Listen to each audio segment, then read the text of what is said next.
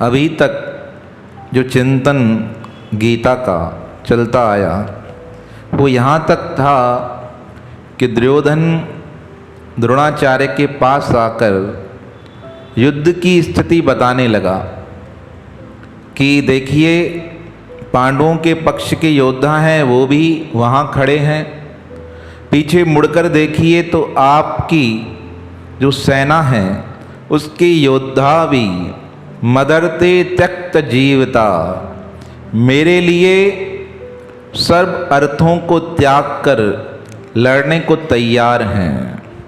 पर इतना सब कहने के बाद भी गुरुजी के मस्तिष्क पर, मन पर दुर्योधन की बातों का असर नहीं हुआ, क्योंकि वह जानते थे दुर्योधन कैसा है, कपटी है, चालाक है, किसी न किसी रूप में एक ही बात चाहता है कि युद्ध प्रारंभ हो जाए।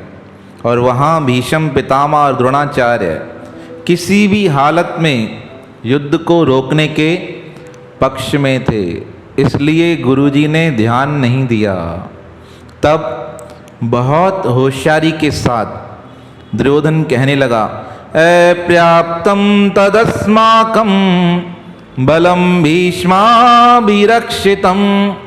पर्याप्तं त्विद्मे तेषां बलं भीमाभिरक्षितं।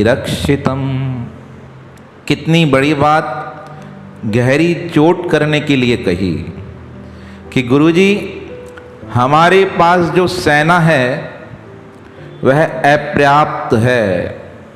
अपर्याप्त का अर्थ हुआ है समर्थ नहीं है, नहीं जीत सकती। किसको? पांडवों की सेना को। और रक्षित किसके द्वारा है? कौरवों की सेना का सेना नायक कौन है? भीष्म पितामह। ये तो कही बात ठीक है, और दूसरी बात, चुभने वाली बात क्या कही? पर्याप्तं त्विद्मेतेषां बलं भीमाभिरक्षितं। और जो भीम की सेना है पर्याप्त है किसमें? हम पर विजय प्राप्त करने के लिए। तो यहाँ पर पूज्य स्वामी राम सुखदास महाराज जी ने बहुत सुंदर वर्णन किया। कहा पहले गुरुजी को मनाया, गुरुजी ने ध्यान नहीं दिया। फिर गुरुजी को चाटुकारिता से, चालाकी से प्रसन्न करने का विचार किया, तब भी गुरुजी ने ध्यान नहीं दिया। अब गुरुजी को कैसे मना रहा है? टोक कर मनाने लगा। किसी को ना टोक कर काम कराते हैं। क्या कहा कि हमारी सेना तो बहुत बड़ी है, पर मुझे पता है कि हमारी सेना में कुछ बेईमान लोग हैं। इनडायरेक्ट में बोल दिया। अब कौन है बेईमान? भीष्माभिरक्षितम, एक भीष्म जी और एक आप। किसी को आप कह दो कि तुम बेईमान हो तो क्या होगा? गुस्सा आ जाएगा, क्रोध चढ़ जाएगा। किसी को बेईमान मत कहो, किसी को चोर मत कहो, किसी को झूठा मत कहो। यह कहना क्या है? यह कहना क्या होता है? विवाद को पैदा कराता है, झगड़े को पैदा कराता है। अब यह चाहता था दुर्योधन कि गुरुजी में जोश आ जाए और उनके मन में जो पांडवों के प्रति जो सद्भावना है ना, वो समाप्त हो जाए। और दूसरी बात, दुर्योधन बहुत डरता था कि एक तो भीष्म पितामह हमारे पक्ष में तो खड़े हैं, पर क्या है, प्रण ले चुके हैं कि मैं पांडवों को नहीं मारूंगा। और दूसरा क्या है, अगर शिखंडी मेरे सामने आ गया तो मैं उस पर हथियार नहीं चलाऊंगा। तीसरी बात, द्रोणाचार्य तो हैं युद्ध के लिए तैयार, पर वह भी मन से पांडवों का क्या चाहते हैं? भला चाहते हैं। और इतना सब होने के बाद उसने कह दिया कि हमारी सेना तो बड़ी है पर जीत नहीं सकती। देखो जो पापी होता है ना, उसका मन स्वतः ही खाता है। जो गलत होता है उसको अपने ही कर्म पर क्या होता है? चिंतन चलता रहता है। वो दूसरों पर आरोप प्रत्यारोप कर सकता है, पर अगर एकांत में बैठेगा तो क्या होगा? पता चल जाएगा क्या गलत क्या सही, क्या किया क्या नहीं किया। सब चीज़ों का मंथन स्वतः ही मन में चलने लगता है, क्योंकि दुर्योधन का मन दुर्बल था और सामने कौन खड़े थे? सारे ही योद्धा। भीष्मेवा विरक्षन्तु और भीमा भी रक्षितम। अब पांडवों की सेना का नायक कौन था? पांडव सेना का नायक कौन था? उस दिन बताया ना, धृष्टद्युम्न। यहाँ नाम किसका लेना था? धृष्टद्युम्न का, पर नाम किसका ले लिया? भीम का। इंसान जिससे बहुत ज़्यादा डरता है ना, उसी का नाम सबसे पहले आता है। कोई बच्चा गलती कर दे और उसे पता चले कि मम्मी पापा घर आने वाले हैं, तो सबसे पहला नाम किसका लेगा? जिससे डरता, कहेगा पापा आने वाले हैं। डरता दोनों से है, पर जिससे ज़्यादा डरेगा उसका नाम पहले लेगा। किसी दोस्त से दुश्मनी हो जाए, अब दोस्त भी कद्दावर हो, बलवान हो, अब 3-4 दुश्मन हो, तो डरेगा किससे? कि यार ये नहीं आना चाहिए, ये आ गया तो क्या करेगा? हालत ख़राब कर देगा। अब मैच होते हैं ना क्रिकेट के, अब क्रिकेट के मैच में, वर्ल्ड कप में ग्रुप बनते हैं। अब ग्रुप बनने के बाद आपने देखा होगा पॉइंट मिलते हैं, टीमें आगे निकलती जाती हैं। फिर देश वाले क्या कहते हैं कि इस टीम से नहीं भिड़ना चाहिए, अगर ये टीम आ गई तो क्या होगा? हार जाएंगे, हम जीत ही नहीं पाएंगे। क्योंकि जो बलवान होता है उससे क्या होता है? मन में भय लगता है। अब भीम क्या थे? बलवान थे, और उन्होंने क्या प्रतिज्ञा की थी? 100 के 100 कौरवों को मैं मार के समाप्त कर दूंगा, दुर्योधन की जंघाएं तोड़ दूंगा, दुशासन का क्या करूंगा? छाती चीर के लहू पीऊंगा। इसलिए दुर्योधन बार बार डर जाता था, और बचपन से भीम बलवान थे। आप सब इतिहास की ओर जाएंगे ना, तो एक बार भीम को खीर खिला दी जहर मिलाकर कौरवों ने, और खीर खिलाकर नदी में फेंक आए। अब नदी में फेंक आए, 2 दिन तक भीम मिले ही नहीं। सबने सोचा कहाँ है। कुंती माता व्यथित हो गई, और नदी से होते होते भीम कहाँ पहुँच गए? पाताल लोक में। पाताल लोक के राजा कौन? वासुकी। नागों का लोक है, सर्पलोक है पाताल में। अब वहाँ पहुँचे तो भीम जी को देखकर प्रसन्न हो गए सर्पलोक वाले। उन्होंने कहा कहाँ से आए हो? कहा मैं कुंती पुत्र हूँ। इस प्रकार परिचय दिया तो आपस में रिश्ता निकल आया। अब भीम से कहा कुछ चाहिए? अवस्था थी 7-8 वर्ष की, ज़्यादा बड़ी नहीं। कहा भूख लगी है। कहा जाओ, वहाँ पर अमृत पड़ा है, पी कर आ जाओ, उसको पीने के बाद तृप्ति आ जाएगी। अब गए पीने के लिए, तो वहाँ 7 कटोरे पी लिए 7 कटोरे पीकर आ गए। तो जैसे ही आए तो उनका बल कितना हो गया? कहते हैं 70,000 हाथियों जितना बल आ गया भीम में। अभी तक महाभारत में पढ़ेंगे ना, महाभारत में आता है भीम ने जिन योद्धाओं को, जिन हाथी को, रथों को हवा में उछाला, वो अभी तक इस दुनिया की ग्रेविटी से दूर होकर अभी तक ऊपर चक्कर लगा रहे हैं। शास्त्रों का प्रमाण है। अभी तक वो रथ वहाँ घूम रहे हैं, हाथी घूम रहे हैं, उनको यहाँ की गुरुत्वाकर्षण से ही बाहर भेज दिया। इतना बलवान था भीम का शरीर। तो भीम से बहुत भय खाता था, कहता था वो भीम के द्वारा रक्षित है। स्वामी जी ने कहा भीम तो एक जरिया था, पर भीम क्या है? पुण्य में है, और दुर्योधन क्या है? पाप में है। तो जो पापी होता है उसको अपना ही पाप परेशान करता है। इसलिए गुरु जी के सामने भी उसे भय नहीं हुआ। अचानक जो शब्द मन में होते हैं ना, वही बार बार निकलते हैं। देखो अज्ञानवश कभी कोई चीज़ एक बार निकल जाए ना, तो समझ आता है कि यह गलती हो सकती है। पर एक व्यक्ति बार बार किसी बात को कहे तो समझ जाना इसके मन में क्या है, वैर है। जबरदस्ती बिना कारण के दुख की भावना से बार बार कह रहा है।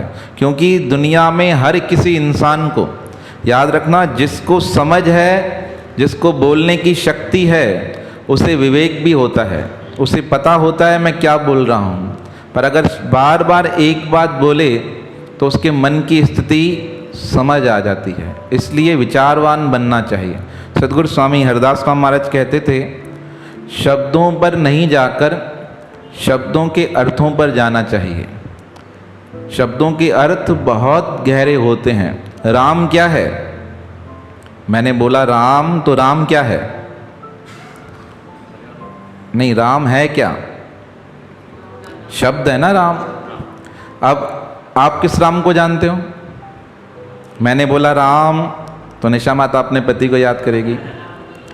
जो लोनावाला से होके आएगा वो किस राम को याद करेगा? राम को, जो संभाल रहे हैं। और एक राम वहाँ पे जयपुर में जाओगे तो तेल के खाली डब्बे बेचता है, जो उससे मिला होगा उसको याद करेगा। अब राम शब्द है और उसके अर्थ कितने हैं? अनेक।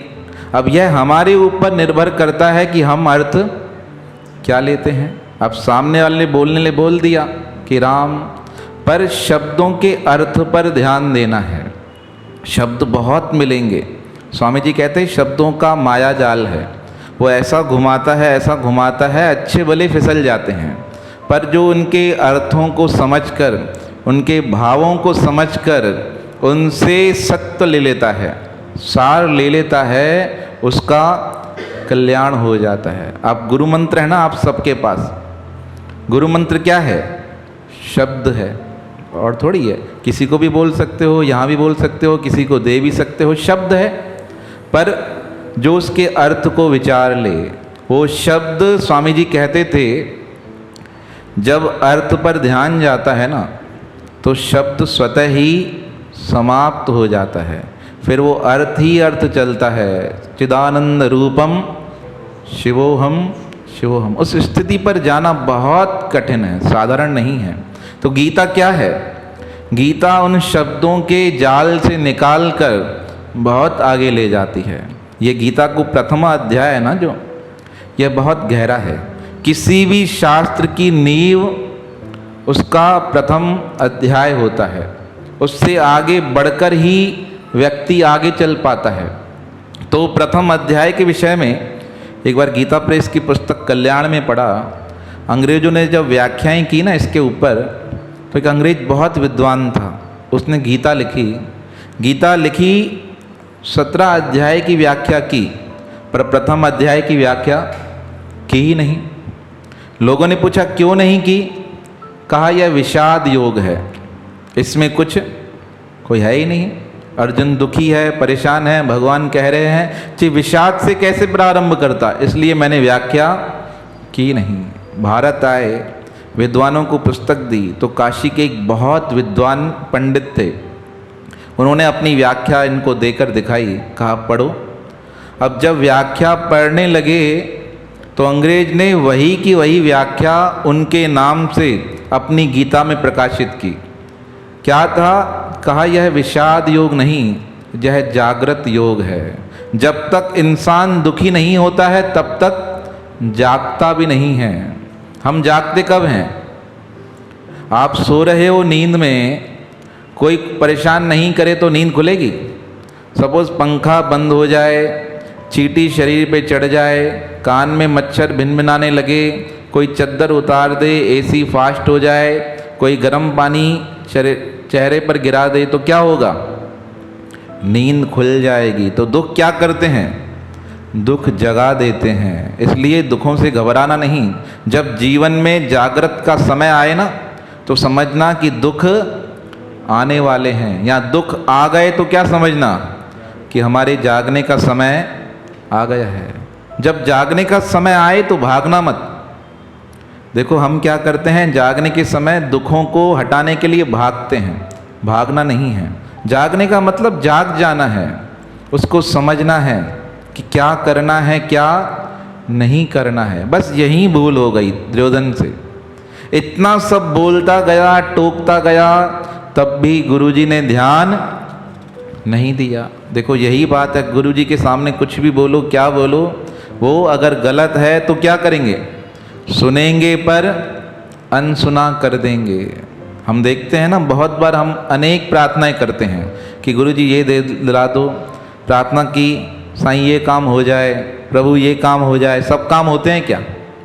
अगर सब काम होने लगे हमारे तो दुनिया से सारे दुख ही समाप्त हो जाएंगे, फिर कुछ बचेगा नहीं। सारे काम नहीं होते। हर एक बहुत सुंदर पंक्ति है, हर प्रार्थना अगर कबूल हो जाए तो इंसान मशगूल हो जाए। अगर हर प्रार्थना हमारी कबूल होने लगे, मैं बोलूँ कार आ जाए, कार आ जाए, मैं बोलूँ नौकर आ जाए, नौकर आ जाए, कहूँ यहाँ जाना है, वहाँ पहुँच जाएं, अगर ऐसी स्थिति रही, भगवान सबको छूट दे दे एक दिन के लिए कि आप जो चाहोगे वो मांगोगे, सिर्फ एक को नहीं सबको, तो आप विचार करो क्या होगा। जो मरने वाला होगा क्या कहेगा, मैं आज मरूँ ही नहीं, मेरे को आज जीवन जीना है। तो कितने लोग नहीं मरेंगे एक दिन में? कल गूगल पर जाना, सर्च करना कि एक दिन में कितने लोग मरते हैं, देखना। ऐसे ही दूसरे दिन दूसरे लोगों को बोले तो दुनिया से लोग क्या होंगे, समाप्त ही नहीं होंगे। अब जब मरेंगे नहीं, दूसरे लोग आने को तैयार हैं, जो आने वाले हैं वो तो आएंगे ना, तो दुनिया कितनी बढ़ जाएगी। जो आप सत्संग हाल में लोग बैठे हो ना, आपकी गोदी में लोग बैठे रहेंगे, क्योंकि जाने वाले जाएंगे नहीं और आने वाले आने को तैयार हैं। तो प्रकृति के नियम ने बहुत अच्छा सुंदर संयोग बना रखा है कि आपको जाना है, पर जाने से पहले क्या करो, अपने जाने की यात्रा को सुंदर बना दो। देखो आपको पता है जयपुर जाना है मेले में, पता है ना, तो जाने से पहले आप क्या करोगे, नए कपड़े लोगे या नहीं लोगे? फटे तो नहीं लेके जाओगे, होली वाले नहीं लेके जाओगे, कैसे लेके जाओगे? नए लेकर जाओगे, तैयारी कर रहे हो ना। तो अब यही एक दूसरी यात्रा है, बहुत दूर की यात्रा है, जहाँ पर कोई नहीं चलता। सब कौन किसको जाना है? अकेले ही जाना है। जो राह चुनी तूने उस राह पर राही बढ़ते जाना रहे, कोई नहीं चलेगा। कितना भी सामीप्य है, नज़दीक है, कोई चलने वाला है ही नहीं। सबको उस यात्रा को अकेले करना है, निरंतर, एक बार नहीं। पूज्य स्वामी भगत प्रकाश महाराज जी कहते हैं कि ये जो जीवन की यात्रा है ना, किसी की 80 साल, किसी की 60 साल, किसी की 70, किसी की 50, यहाँ तक है, पर उसके बाद जो यात्रा है कितनी है, बहुत गहरी है। युगों के युग बीत जाएं तब आपको 84 लाख योनि के बाद जन्म मिले, पता नहीं। आपको मगरमच्छ अच्छा लगता हो, किसी को टीवी में उसके बारे में देखता हो और सोचते सोचते मर जाए तो क्या बनेगा, मगरमच्छ। अब मगरमच्छ की उम्र कितनी होती है, बहुत होती है। अब मगरमच्छ की नज़र चली जाए कछुए पर, मरते मरते कछुए को देख ले तो क्या बनेगा, कछुआ। और कछुए की उम्र कितनी होती है, 800 साल, हजारों साल, 1500 साल तक कछुए हैं। अभी कुछ साल पहले अखबार में देखा, एक कछुए की उम्र नापी गई तो 450 साल। कितने हुए 450? 375। यहाँ के लोगों को बोलो 450 तो हिसाब लगाना बैठ जाता, 450 क्या हो गया यार, टाइम होता है 4:45 तो 3:45, ऐसा नहीं। 375 वर्ष का कछुआ मिला और स्वस्थ मिला, उसका परिवार उसके पीछे घूम रहा था। बताओ, ऐसी नज़र पड़ जाए हमारी तो कहाँ चले जाएंगे, उसके पीछे ही घूमते रहेंगे। तो गीता क्या करती है, जागृत कराती है, कहती है उठो, इन सब से आगे जाना है। तो जब दुर्योधन ने कहा, इतना सब कहने के बाद भी वो माने नहीं, सुनकर अनसुना कर दिया, तो दुर्योधन ने कहा चलो यार इसको छोड़ो, अब किसके पास जाते हैं, पितामह के पास। सुनता ही नहीं, बार बार बोल के थक गया। तो अब आया अपने सेनापतियों के पास और क्या कहा, अन्येषु सर्वेषु यथा भागम वस्थिता भीषमेवाभिरक्षन्तु भवन्तः सर्व एव हि। कहा सेना नायकों को ध्यान से सुनो, जितने भी योद्धा यहाँ आए हैं वो चारों तरफ से क्या करें? भीष्म की रक्षा करें। इसे क्या लगा? ऐसे कहूँगा तो भीष्म जी क्या होंगे? प्रसन्न हो जाएंगे। क्योंकि किस लिए कहा? क्योंकि उन्हें पता था कि भीष्म ने प्रतिज्ञा ले रखी है, अगर शिखंडी आ गया मेरे सामने तो मैं हथियार नहीं उठाऊंगा। इसलिए भीष्म पितामह की सुरक्षा के लिए सबको कह दिया कि रक्षा करो, इनकी संभाल करो। पर भीष्म पितामह तो बिल्कुल शांत थे। देखो सारी घटना कब की है? जो गीता प्रारंभ हुई है कब से हुई है? जब भीष्म पितामह जमीन पर गिर चुके हैं। पर संजय का बताने का तरीका और भाव कैसा है? उसका भीष्म पितामह के प्रति बहुत भाव था। आप सब महाभारत पढ़ेंगे ना तो एक बहुत सुंदर प्रसंग आता है। विदुर जी नाराज होकर छोड़कर चले गए। किनको? धृतराष्ट्र को। बहुत समझाया उन्होंने भीष्म पितामह ने विदुर को, विदुर माने नहीं। तब मन बहुत उदास था। तब भीष्म पितामह ने संजय को बुलाया, कहा संजय मेरा मन बहुत व्यथित है। तब संजय आया। संजय है घोड़ा चलाने वाला सारथी, पर उसका भी सम्मान किया भीष्म पितामह ने और अपने समीप बिठा दिया, पर बैठने को तैयार नहीं हुए। तब भीष्म पितामह बैठे हैं अपने सोफ़ा पर। आज के ज़माने के हिसाब या कुर्सी बोल दो या एक तख्त बोल दो, तख्त पर बैठे हैं और संजय ने उनके चरण पकड़ लिए। कहा प्रभु आपने याद किया मुझे। क्या कहते हैं? संजय मेरा मन बहुत व्यथित है, उदास है। तब संजय पता है क्या कहता है? झूठ नहीं बोलता। संजय क्या कहता है? मैं हूँ छोटा, मेरी बात आपको बुरी लग सकती है, पर आप अगर सुनना चाहें तो मैं सुनाऊं। कहा सुनाओ संजय, क्या कहना चाहते हो? जब मन उदास हो ना, सब सच को स्वीकार कर लिया करो। ऐसे नहीं कि सबके सामने मानना है, एकांत में सच को स्वीकार कर लिया करो। सच को स्वीकार करने से क्या होगा? मन हल्का हो जाता है। बिल्कुल कोई निश्चित बात के जीवन में एक व्यक्ति ऐसा होना चाहिए जो आपकी हर बात को स्वीकार कर ले। आप यह भी कह के आओ ना कि मैं मार के आया हूँ, तब भी वो क्या करे? स्वीकार कर ले। आपको सज़ा गवर्नमेंट देगी अलग बात है, पर उसको पता होना चाहिए कि आप क्या करके आए हो? मार के आए हो। इतना विश्वास आपका उस पर होना चाहिए, बहुत विश्वास। संजय को कहा बताओ क्या बोलना चाहते हो? संजय ने कहा पितामह आपने सारा जीवन बहुत धर्म से व्यतीत किया, पर आज जो दुखी है ना उसका कारण क्या है कि आपने द्रौपदी के साथ क्या किया है? अन्याय किया है। सारी सभा में उसका चीरहरण हो रहा था, उसके वस्त्र उतारे जा रहे थे, पर आप वहाँ मौन बन के रहे। इसलिए आपका मन क्या है? दुखी है, परेशान है। यह बात सुनकर भीष्म पितामह को क्रोध नहीं आया। कभी कोई एकांत में आपको कोई चीज़ समझाए ना तो उस पर क्रोध मत करना, उसको स्वीकार कर लेना। देखो अगर गलत होगा ना तो पब्लिक के सामने कहेगा, पर एकांत में कह रहा है तो आपका क्या है? हितैषी है। उसकी बात का कभी भी बुरा नहीं मानना। हम क्या करते हैं, एकांत में समझाए तब भी गुस्सा आ जाता है, नहीं इसने बोला कैसे, मुझे कैसे कह दिया। नहीं, वो सिखा रहा है, समझा रहा है। अगर उसको ही रोक दोगे तो वो जीवन पर्यंत भी आपको सिखाना बंद कर देगा। पंचतंत्र में बहुत सुंदर कहानी आती है, अभी तो बताएंगे, याद तो आ रही है पर समय आएगा तो बताएंगे। बहुत चीज़ें जो शास्त्रों के प्रमाण से हमें सीखने को प्राप्त होती हैं। तो अब संजय ने तो कह दिया पितामह वो आपका पाप है ना, वो आपको क्या कर रहा है? परेशान कर रहा है। यह सोचकर मन व्यथित हो गया। संजय से कहा संजय तुमने मेरा मन हल्का कर दिया। वहाँ से भीष्म पितामह जब युद्ध करने आए तो अब दुर्योधन को पता था कि पितामह, देखो दुर्योधन के विषय में महाभारत में एक बात आती है, चारों वेदों का ज्ञाता था। चारों वेदों का ज्ञाता था, सारे पुराण उसने कंठस्थ कर रखे थे। देखो इतना विद्वान था। और उसका जन्म कैसे हुआ।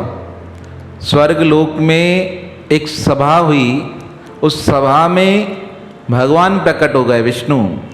देवता कहने लगे महाराज पाप बहुत बढ़ गया है, दुनिया में पाप बहुत बढ़ गया है, राजा लोग पाप कर रहे हैं। तब भगवान ने क्या कहा, चिंता मत करो, कलयुग के रूप में दुर्योधन जन्म लेने वाला है, उसका वध पांडवों के द्वारा होगा और वापस स्वर्ग में आकर बैठ जाएगा। ये सब भविष्यवाणियाँ थी, भगवान ने पहले ही कर रखी थी। इतना वो ज्ञाता था, होशियार था। अब उसको भगवान ने निमित्त बना दिया सबके मौत का। परमात्मा किसी को छोड़ता नहीं, मौत किसी को छोड़ती नहीं, कोई ना कोई निमित्त बन जाता है। अब रास्ते से जा रहे हो, अचानक से पत्थर गिर गया और क्या हो गया, मर गए। आप जा रहे हो कहीं घूमने, अचानक से हार्ट क्या हो गया, चलते चलते फेल हो गया। और आप गा रहे थे मेरा दिल ये पुकारे आ जा, और उधर से क्या हो गया, काल गाड़ी लेके आ गया, कहा चलो बैठो, मेरे को बुलाया ना तुमने, आज ही बैठो, आज ही लेकर जाऊंगा। तो ऐसा नहीं कि काल तैयार है हर स्थान पर। तो अब भीष्म की रक्षा के लिए दुर्योधन ने कह दिया। अब दुर्योधन के कहने पर सब भीष्म की रक्षा कर रहे हैं। इसके उपरांत भीष्म पितामह ने क्या किया उसका वर्णन आगे किया जाएगा। बोल श्री कृष्ण चंद्र भगवान की, गीता मैया की जय।